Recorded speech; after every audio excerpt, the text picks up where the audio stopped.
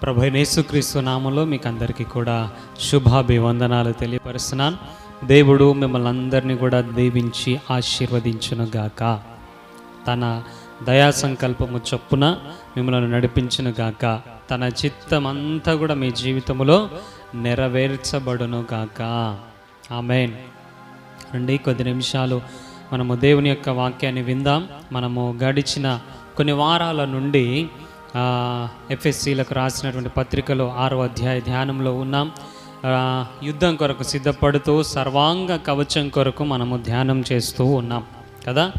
మనల్ని దేవుడు సర్వాంగ కవచముతో అలంకరించి ఈ యుద్ధములో, ప్రతి యుద్ధములో మనకు దేవుడు విజయమునిచ్చునుగాక. యేసు నామమున విజయము మనదే. చెప్తారా? విజయము నాదే. హల్లెలూయా, హల్లెలూయా. ఈరోజు మరి యొక్క కవచం కొరకు ధ్యానం చేద్దాం, చదువుకుందాం. పౌలు ఎఫెసీ సంఘానికి రాసినటువంటి పత్రిక 6వ అధ్యాయము 17వ వచనాన్ని మనము చదువుకుందాం. మరియు రక్షణయను శిరస్రానమును దేవుని వాక్యమును ఆత్మ ఖడ్గమును ధరించుకొనుడి. చదవబడినటువంటి లేఖన భాగంలో 2 ఆయుధాలు ఉన్నాయి. ఒకటి కవచం ఉంది, ఒకటి ఆయుధం ఉన్నది. మొదటిగా మనము ఆ కవచం కొరకు నేర్చుకుందాం. దేవుని చిత్తమైతే, దేవుని రాకడ ఆలస్యమైతే ఆత్మ ఖడ్గం గురించి మరి ఒక వారాన్ని మనం ధ్యానం చేద్దాం. ఈరోజు మనం నేర్చుకునే అంశం ఏమిటి, వస్త్రం ఏమిటి అనంటే రక్షణ అను శిరస్రానము. చెప్తారా అందరూ? రక్షణ అను శిరస్రానము. మనకు ఈ శిరస్రానము అని అంటే అర్థం కాదు, కానీ మన భాషలో చెప్పాలనంటే హెల్మెట్. ఏంటిది? హెల్మెట్. హెల్మెట్ అంటే అందరికి అర్థమవుతుంది. శిరస్రానం అంటే అర్థం కాకపోవచ్చు కదా. హెల్మెట్, హెల్మెట్, హెల్మెట్ అందరికీ తెలుసు కదా. హెల్మెట్ అందరికీ తెలుసు. బండి ఉన్నటువంటి 2 వీలర్ వెహికల్ ఉన్న ప్రతి ఒక్కరికి కూడా హెల్మెట్ అనేది చాలా సుపరిచితం కదా. ఇది దేనికి హెల్మెట్ దేని కొరకు చెప్పండి? మన తలకు రక్షణ కవచము, మన తలకు రక్షణ కవచంగా ఉండేటటువంటిది. ప్రియ దేవుని బిడ్డలారా, ఈ రక్షణ కవచం గురించి ఈ దినం మనం ధ్యానం చేయబోతున్నాం. ప్రియ దేవుని బిడ్డలారా, మన శరీరం అంతటిని కూడా, మానవుని యొక్క దేహం అంతటిని కూడా 2 భాగాలుగా చెప్తారు కదా. దేహమంతా ఒకటే అయినప్పటికీ కూడా 2 భాగాలుగా చెప్తారు. ఏంటిది అది అనంటే తల, మొండెము అని చెప్తారు కదా. తల, మొండెము.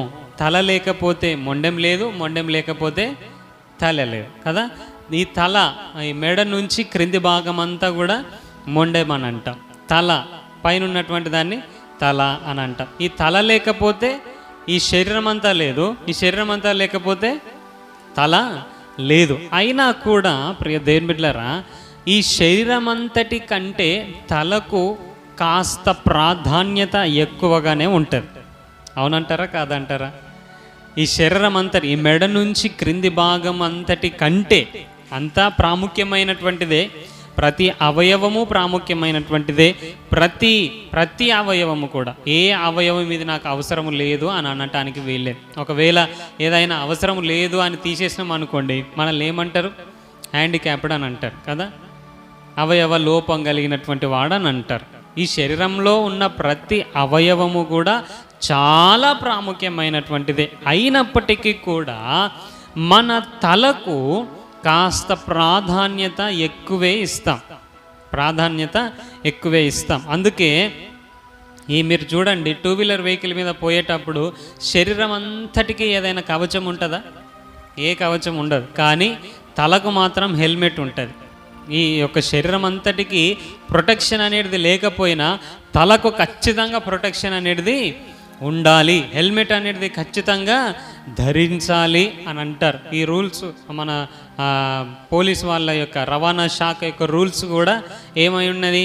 హెల్మెట్ తప్పనిసరి అని అంటారు. హెల్మెట్ లేకపోతే ఫైన్ వేస్తారు కదా.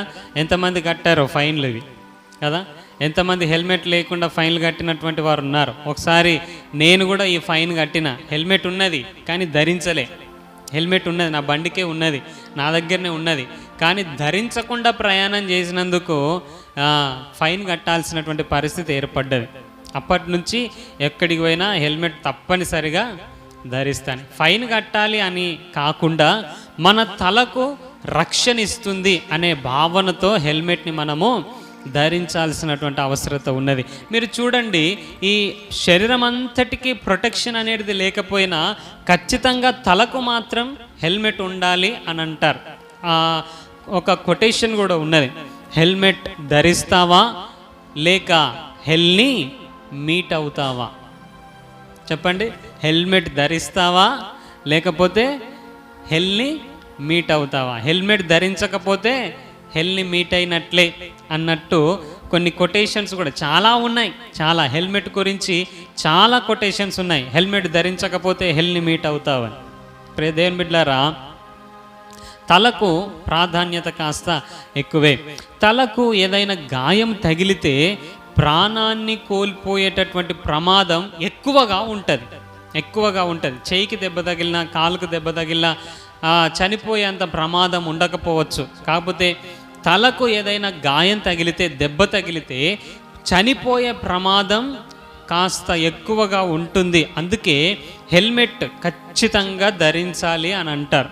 గడిచిన సంవత్సరాలలో చాలా సంవత్సరాల క్రితం నేను కూడా బండి మీద వెళ్తూ ఉన్నప్పుడు నేను బండి మీద నుంచి క్రింద పడ్డాను. అర్ధరాత్రి వేళ 12 ఆ టైం అవుతుంది. నేను ఒక సిఎస్ఐ ప్రోగ్రామ్ మీటింగ్ నుంచి ఇంటికి వస్తున్నాను. నాతో పాటు నా స్నేహితుడు జాన్ పాల్ ఉన్నాడు. మేము ఇంటికి వస్తున్నాం, ప్రాక్టీస్ ముగించుకొని ఇంటికి వస్తున్నాం. వస్తున్నటువంటి సమయంలో ఒక సైకిల్ అతను అడ్డం వచ్చాడు. అర్ధరాత్రి వేళ దాదాపు 11:30, 12 అవుతుందేమో సుమారు. ఆ సమయంలో సడన్గా డివైడర్ నుంచి మధ్యలో నుంచి ఒక సైకిల్ అతను అడ్డం వచ్చాడు.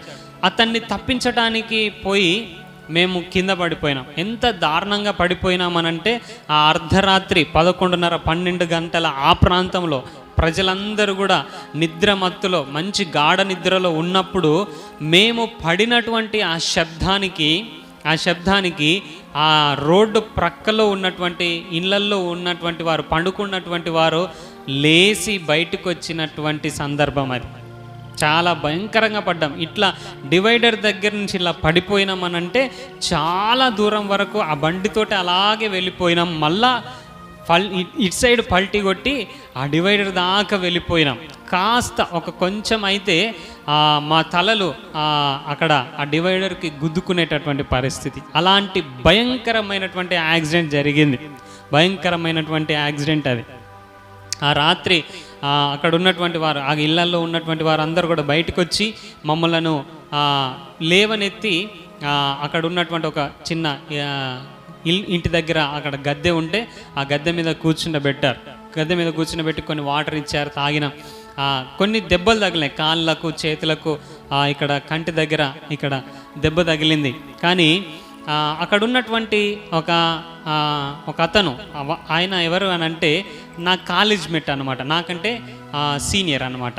ఆయన నన్ను గుర్తుపట్టి నన్ను హాస్పిటల్ తీసుకెళ్దామని చెప్పేసి అక్కడ చూస్తే ఆ రాత్రి ఎక్కడ హాస్పిటల్స్ లేవు, అన్నీ కూడా క్లోజ్ అయిపోయినాయి. అయితే ఒక ఆర్ఎంపీ డాక్టర్కి ఫోన్ చేశారు. ఆర్ఎంపీ డాక్టర్కి ఫోన్ చేస్తే అతడు అడిగినటువంటి మొట్టమొదటి ప్రశ్న ఏంటిది అని అంటే, ఇలాగ మా ఫ్రెండ్ కింద పడిపోయినాడు, బండితోటి క్రింద పడిపోయినాడు, కొన్ని దెబ్బలు తగిలినాయి అని నా స్నేహితుడు, ఆ యొక్క నా సీనియర్ చెప్తే ఆ వ్యక్తి, ఆ యొక్క డాక్టర్, ఆర్ఎంపీ డాక్టర్ గారు అడిగినటువంటి మొట్టమొదటి ప్రశ్న ఏంటిదనంటే, తలకేమైనా గాయాలు తగిలినాయా అంటే వాళ్ళు నన్ను అడిగారు, తలకేమైనా గాయం తగిలిందా, ఏదైనా తిప్పినట్టు అవుతుందా అని అడిగితే, లేదండి నాకు తలకేం గాయం తగలలేదు, నేను బాగానే ఉన్నాను, కాళ్ళకు చేతులకు ఇక్కడ కంటి దగ్గర దెబ్బ తగిలింది తప్ప తలకి ఇక్కడ తగలలేదు అని అంటే ఆ డాక్టర్ భయపడుతున్నాడు నాకు ట్రీట్మెంట్ చేయడానికి. సరే తీసుకొని రండి అని అన్నారు. అక్కడికి వెళ్ళాను, ఆ హాస్పిటల్ క్లినిక్కి వెళ్ళాం.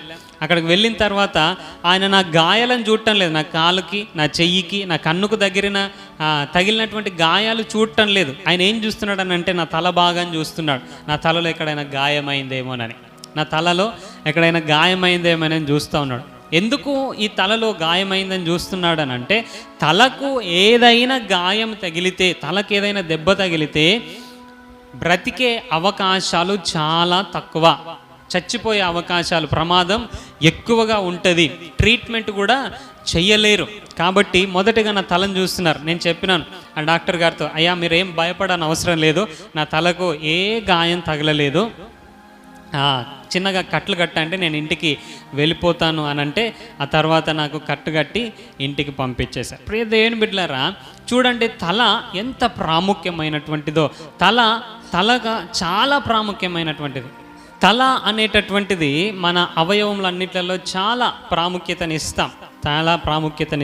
తలకు ఏ దెబ్బ తగిలినా కూడా బ్రతికే అవకాశాలు చాలా తక్కువగా ఉంటాయి. కాబట్టి ప్రయాణములో ఖచ్చితంగా హెల్మెట్ పెట్టుకోవాలి అని అంటారు. అది రూల్గా పాస్ చేశారు. అదేవిధంగా ప్రయాణాలలోనే కాదు, కొన్ని స్పోర్ట్స్లలో కూడా హెల్మెట్ పెట్టుకుంటారు. మన ఉదాహరణకు చూసినట్లయితే క్రికెట్లో కూడా హెల్మెట్ ఉంటుంది, హాకీ, ఆ యొక్క రగ్బీ, స్కేటింగ్లో హెల్మెట్ ఉంటుంది, సైక్లింగ్ చేసేవారు హెల్మెట్ ధరిస్తారు. కొన్ని స్పోర్ట్స్లలో కూడా హెల్మెట్ ఖచ్చితంగా ఉంటుంది ప్రియ దేవుని బిడ్డలారా. అలాగే యుద్ధంలో కూడా ఈ యొక్క హెల్మెట్ అనేది చాలా అవసరం. యుద్ధంలో హెల్మెట్ లేకపోతే ఏమైపోతుంది? మన తలకు గాయాలు తగిలే అవకాశం ఎక్కువగా ఉంటుంది. అదేవిధంగా నేను మరొక యాక్సిడెంట్ స్టోరీ చెప్తాను. హెల్మెట్ ఎంత ప్రొటెక్షన్ చేస్తుంది అనేటటువంటిది నేను చెప్తాను. చాలామంది యాక్సిడెంట్ల ద్వారా చనిపోయినటువంటి వారు ఉన్నారు. అందులో కొంతమంది గురించి మనం ఆలోచన చేసినట్లయితే, హెల్మెట్ పెట్టుకునేదంటే ఈయన బ్రతికేవాడు అనేటటువంటి విషయాలు మనము చాలాసార్లు విని ఉంటాం కదా. న్యూస్ పేపర్లో కావచ్చు, ఆయా సందర్భాలలో కావచ్చు, హెల్మెట్ కనుక పెట్టుకున్నట్లయితే ఖచ్చితంగా బ్రతికేవాడండి అని అంటారు కదా. కొన్ని వీడియోస్ కూడా నేను చూశాను. బైక్ మీద నుంచి కింద పడ్డప్పుడు ఒక అతను లారీ తన మీద నుంచి ఎక్కిపోయింది, కానీ ఆ వ్యక్తికి ఏం కాలేదు. ఎందుకు అనంటే తన తలకి హెల్మెట్ ఉన్నది. ఈ విషయంలో నేను ఒక సందర్భాన్ని నేను జ్ఞాపకం చేస్తాను. మన తమ్ముడు ప్రవీణ్, మ్యూజిక్ డైరెక్టర్ ప్రవీణ్, మనకందరికీ తెలుసు కదా. ప్రవీణ్ కూడా హైదరాబాద్లో ఉన్నప్పుడు తను కూడా బైక్ మీద ప్రయాణం చేస్తూ ఉన్నాడు. హైదరాబాద్లో చాలా ట్రాఫిక్ ఉంటుంది, మనకందరికీ తెలుసు. ఆ ట్రాఫిక్లో కొంత దూరం వరకు హెల్మెట్ పెట్టుకోలేదట ఆయన. కొంత దూరం వెళ్ళిన తర్వాత పెట్రోల్ కొట్టుకున్న తర్వాత హెల్మెట్ పెట్టుకోవాలని ఒక బలమైనటువంటి ప్రేరేపణ తన హృదయంలో కలిగిందట. అలా కలిగిన తర్వాత పెట్టుకున్నాడట. పెట్టుకొని కొంచెం దూరం వెళ్ళాడు. ఆ డివైడర్ నుంచి కొంచెం ఇట్లా క్రాస్ అవుతూ ఉంటే ఆ పక్కగా వస్తున్నటువంటి బస్సు తనను ఢీకొట్టడంతో తను చాలా దూరం వరకు అలా కింద పడి అలాగా వెళ్ళినటువంటి పరిస్థితి అక్కడ ఉన్నది. అలా వెళ్ళినప్పుడు ఆ హెల్మెట్ తన తలకు ఉన్నది కాబట్టి తన తలకు ఏ గాయం తగలలేదు. తన కాలు ఫ్రాక్చర్ అయింది, తర్వాత ఆపరేషన్ జరిగింది, ఇప్పుడు సెట్ అయిపోయినాడు. కానీ తను చెప్పినటువంటి విషయం ఏంది ఆ తర్వాత అనంటే, హెల్మెట్ కనుక లేకపోతే ఖచ్చితంగా నా తల పగిలి నేను చనిపోయేవాడిని అని అన్నాడు. ఆ హెల్మెట్ కూడా నేను చూసినాను. ఆ యాక్సిడెంట్ తర్వాత ఆ హెల్మెట్ కూడా నేను చూశాను. ఆ హెల్మెట్ అంతా ఇట్లా క్రాక్ అయిపోయి ఇట్లా గీరకపోయి ఉన్నది, ఇట్లా మొత్తం ఆ రోడ్డుకి రాక్కపోయి ఉన్నది. ఆ హెల్మెటే కనుక లేకపోతే ఆ హెల్మెట్కు తగిలినటువంటి గాయం తన తలకు తగిలేది. నిజంగా నేను బ్రతికి ఉండేవాడిని కాదేమో హెల్మెట్ లేకపోతే అని అన్నాడు. అవును ప్రియ దేవుని బిడ్డలారా, హెల్మెట్ అనేది లేకపోతే శారీరకంగా మనకు ఎంత ప్రమాదము పొంచి ఉన్నదో, ఆధ్యాత్మికంగా కూడా ఈ యొక్క రక్షణ అనేటటువంటి శిరస్నానము లేకపోతే రక్షణ లేదు, మనకు రక్షణ లేదు ప్రియ దేవుని బిడ్డలారా. అందుకే మీరు చూడండి, బైక్ మీద వెళ్తున్నా, సైక్లింగ్ వెళ్తున్నా, కొన్ని స్పోర్ట్స్లలో కావచ్చు, యుద్ధ రంగంలో కావచ్చు, ఖచ్చితంగా ఈ హెల్మెట్ అనేది ధరిస్తూ ఉంటారు. మన ఆధ్యాత్మిక జీవితంలో కూడా ఈ హెల్మెట్ చాలా ప్రాముఖ్యమైనటువంటిది. అందుకే ఈ యొక్క సర్వాంగ కవచంలో ఈ యొక్క హెల్మెట్ అనేటటువంటి పదం పౌలు భక్తుడు ఉపయోగిస్తూ ఉన్నాడు. రక్షణ అనేటటువంటి శిరస్నానం చాలా ప్రాముఖ్యమైనటువంటిది. ఈ రక్షణ అనేటటువంటి శిరస్నానం ఏం చేస్తుందనంటే మన తలను కాపాడుతుంది. ఎందుకు ఈ తలను కాపాడుకోవాలి అని అంటే మనలో ఏ కార్యం చేయాలన్నా, మనం ఏ పని చేయాలన్నా మన తల నుండే అన్ని ఆలోచనలు, అన్ని పనులు పాస్ అవుతూ ఉంటాయి. ఆలోచన ఎక్కడ నుంచి పాస్ అవుతాయి చెప్పండి? మన మెదడు నుండే కదా. మెదడు ఏ ఆలోచన ఇస్తే ఆ ఆలోచన ప్రకారంగా శరీరంలో ఉన్న ప్రతి అవయవాలు పాటిస్తాయి కదా. కండ్లలో నుంచి నీరు వస్తుంది అనుకోండి, ఇప్పుడు తుడవాలి అని మెదడు చెప్తే ఈ చెయ్యి ఏం చేస్తుంది? తుడుస్తుంది. లేకపోతే ఒక దోమ కొడుతుంది అనుకోండి, దోమ కొడుతుంది నీ బుగ్గ మీద, నువ్వు కొట్టాలి అని మెదడు చెయ్యికి పాస్ చేస్తే చెయ్యి ఆ దోమను కొడుతుంది, పారద్రోలుతుంది కదా.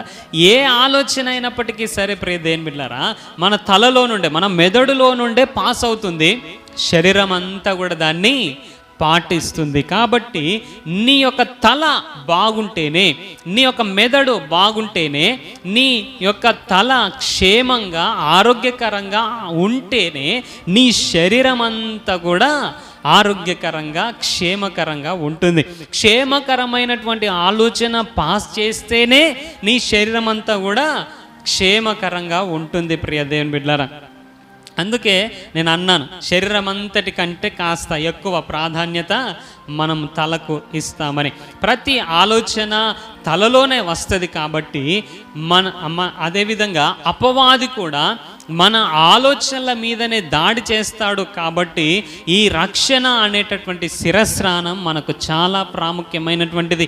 ఈ యుద్ధంలో మనము పోరాడేటటువంటి ఈ యుద్ధంలో కంటికి కనబడనటువంటి యుద్ధాన్ని చేస్తున్నటువంటి మనము ఈ యొక్క రక్షణ అనే శిరస్నానాన్ని ఖచ్చితంగా ధరించుకొని ఉండాలి, ఖచ్చితంగా ధరించుకొని ఉండాలి. లేకపోతే జరిగే ప్రమాదం ఏమిటి అనంటే అపవాది వాడు అనాలోచనలను కలిగిస్తాడు, వాడు కాని మాటలను చెప్తాడు, ఏదో ఒక ఆలోచనలను మన మెదడులోనికి చొప్పిస్తాడు. ఆ ఆలోచనల వలన మనం ఏం చేస్తామనంటే మనము తప్పిపోయే స్థితి, లేకపోతే ఓడిపోయే పరిస్థితి దాపురిస్తుంది. కాబట్టి చాలా జాగ్రత్తగా ఈ రక్షణ అనే శిరస్నానాన్ని మనము ధరించుకొని ఉండాలి ప్రియ దేవుని బిడ్డలారా. ఆదాము హవ్వలు అన్ని దినములు కూడా దేవునితో మాట్లాడుతున్నారు, దేవుని ఆలోచన ప్రకారంగా నడుస్తూ ఉన్నారు. కానీ ఎప్పుడైతే అపవాది వారికి ఒక ఆలోచన చెప్పాడో ఆ ఆలోచన వలన వారు ఏం చేయబడ్డారనంటే పాపములో పడిపోయారు, పాపములో పడిపోయారు. ఎలా కలిగింది? ఎప్పుడైతే ఆలోచన తినాలి, తినకూడదని దేవుడు చెప్పాడు, తినాలి అనే ఆలోచన అపవాదించాడు. ఆ ఆలోచన తన దేహములో పాస్ అయిందో తెంపుకొని తిన్నారు, దేవుని ఆజ్ఞకు వ్యతిరేకం చేశారు, పాపంలో పడిపోయారు. ప్రియ దేవుని బిడ్డలారా, అందుకే దేవుడు ఏం చేశాడు అనంటే అపవాది యొక్క తలను చితకద్రొక్కాడట. హల్లెలూయా. అపవాది తలను దేవుడు ఏం చేశాడు? యేసుక్రీస్తు ప్రభువారు చితకద్రొక్కాడు. ఎందుకు? వాని ఆ తలలో నుండే కదా చెడ్డ ఆలోచనలు, అబద్ధాలు, మోసమైన కార్యాలు. కాబట్టి యేసుక్రీస్తు ప్రభువారు వాని తలను చితకద్రొక్కాడు. మీరు గడిచిన దినాలలో విని ఉన్నారో లేదో నాకు తెలియదు, కానీ నేనైతే విన్నాను. ఒక ఐడియా మీ జీవితాన్ని మార్చేస్తుందనే అడ్వర్టైజ్మెంట్ కదా. మీరు విన్నారో లేదో నాకు తెలియదు, కానీ ఒక ఐడియా మీ జీవితాన్ని మార్చేస్తుందని. ప్రియదేవుని బిడ్డలారా, నిజంగానే ఒక ఐడియా, ఒక ఆలోచన మన జీవితాన్ని మీద ఖచ్చితంగా ప్రభావితం చూపిస్తుంది. అది మంచి ఆలోచన అయితే మన జీవితం మీద మంచి ప్రభావాన్ని చూపిస్తుంది. లేకపోతే ఒక చెడు ఆలోచన అయితే మన జీవితం మీద చెడు ప్రభావాన్ని చూపిస్తుంది. కాబట్టి మన ఆలోచనలు చాలా జాగ్రత్తగా ఉండాలి అనంటే ఈ యొక్క రక్షణ అనేటటువంటి శిరస్నానాన్ని మనము ధరించుకొని ఉండాలి. ఒకవేళ ఈ రక్షణ అనే శిరస్నానం మనకు లేకపోతే అపవాది ఇచ్చే ఆలోచనలను బట్టి మనము చెడిపోయి, మన జీవితం చెడిపోయి రక్షణను కోల్పోయే ప్రమాదం ఉంటుంది. కాబట్టి ఖచ్చితంగా ప్రతి క్రైస్తవుడు, ప్రతి విశ్వాసి, క్రీస్తును ఎరిగినటువంటి ప్రతి దేవుని బిడ్డ ఈ యొక్క రక్షణ అనే శిరస్రానాన్ని తప్పక ధరించుకొని ఉండాలి. ఒకవేళ ఈ యొక్క హెల్మెట్ లేకుండా యుద్ధానికి వెళ్ళినట్లయితే ఖచ్చితంగా మన తల గాయపడాల్సినటువంటి పరిస్థితి, చచ్చిపోయే పరిస్థితి ఏర్పడుతుంది. కాబట్టి నువ్వు చేసే ఏ పోరాటంలోనైనా నీకు రక్షణ అనే శిరస్రానం చాలా చాలా ప్రాముఖ్యమైనటువంటిది. ప్రియ దేవుని బిడ్డలారా, ఈ యొక్క రక్షణ అనే శిరస్రానం నువ్వు ధరించి గనక లేకపోతే అపవాది ఇచ్చే ఆలోచనలకు నీవు ఆ ప్రమాదానికి గురి అయ్యే అవకాశం ఉంటుంది. కాబట్టి ప్రతి ఒక్కరం కూడా ఈ రక్షణ అనే శిరస్నానాన్ని ధరించుకున్న వారమై ఈ యుద్ధములో నిలబడాలి. బైబిల్ గ్రంథంలో మూడు సార్లు ఈ రక్షణ అనే శిరస్నానం గురించి వ్రాయబడింది. యెషయా గ్రంథం 59వ అధ్యాయం 17వ వచనంలో చూసినట్లయితే, నీతిని కవచముగా ఆయన ధరించుకొనెను, రక్షణను తల మీద శిరస్నానముగా ధరించుకొనెను అని వ్రాయబడి ఉన్నది. ఎలాగట? రక్షణను శిరస్నానముగా ధరించుకున్నాడట. అదేవిధంగా ఇప్పుడు మనం చదువుకున్న ఎఫెసీలకు రాసిన పత్రిక 6వ అధ్యాయం 17వ వచనంలో కూడా ఈ మాట వ్రాయబడింది, రక్షణయను శిరస్నానము అని అంటాడు. అదేవిధంగా పౌలు తెస్సలోనిక సంఘానికి రాసినటువంటి మొదటి పత్రిక 5వ అధ్యాయం 8వ వచనంలో కూడా అంటాడు, మనము పగటి వారమై ఉన్నాము గనక మత్తులమై ఉండక అని అంటాడు. మనం ఎలాంటి వారమట? రాత్రికి చీకటికి చెందినటువంటి వారం కాదు, మనము పగటి వారము, మనము వెలుగు సంబంధులం గనుక మత్తులమై ఉండక విశ్వాస ప్రేమలను కవచము, అదేవిధంగా రక్షణ నిరీక్షణ అనేటటువంటి శిరస్నానమును ధరించుకోవాలి అని అంటాడు. ఎలాంటిదట? రక్షణ నిరీక్షణ అనేటటువంటి శిరస్నానమును మనము ధరించుకున్న వారమై ఉండాలి. అదేవిధంగా బైబిల్ గ్రంథంలో అంటాడు, మీకున్న రక్షణను కాపాడుకోవాలని అంటాడు. చివరి వరకు మనకున్నటువంటి రక్షణను కాపాడుకోవాలి అని అంటే ఈ రక్షణ అనే శిరస్నానం మనకు ఉండాలి. లేకపోతే రక్షణను కోల్పోయే ప్రమాదం ఉన్నది. అపవాది వేసే అగ్నిబాణములకు గురయ్యే ప్రమాదం ఉన్నది.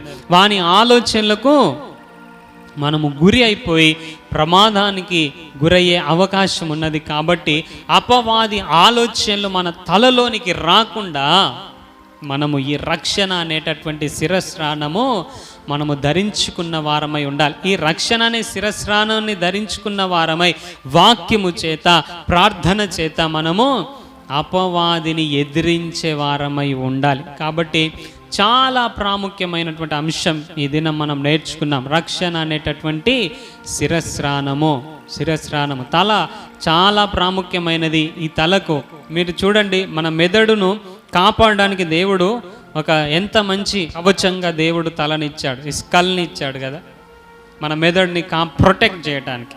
అదేవిధంగా ఆధ్యాత్మికంగా మన ఆలోచనలను ప్రొటెక్ట్ చేయడానికి రక్షణ అనేటటువంటి శిరస్నానం మనకు చాలా చాలా చాలా ప్రాముఖ్యమైనది. కాబట్టి ఈ రక్షణ అనే శిరస్నానాన్ని ధరించుకున్న వారమై ఈ యుద్ధంలో నిలబడుదుముగాక. ప్రార్థన వాక్యము చేత అపవాదిని జయించిన వారమై ఈ యుద్ధములో విజయాన్ని పొందుకుందుముగాక. ఏ దుష్టుని ఆలోచన, ఏ అపవాది ఆలోచన మన తలలోనికి రాకుండా దేవుడే తన రక్షణను శిరస్నానముగా మనకు ధరింపచేసి నడిపించునుగాక. అట్టి కృప దేవుడు మనకు అనుగ్రహించి నడిపించునుగాక. ఈయన వాక్యాన్ని బట్టి ఇచ్చిన మాట మనము ప్రార్థన చేసుకుందాం. అందరం కూడా కళ్ళు మూసుకుందాం.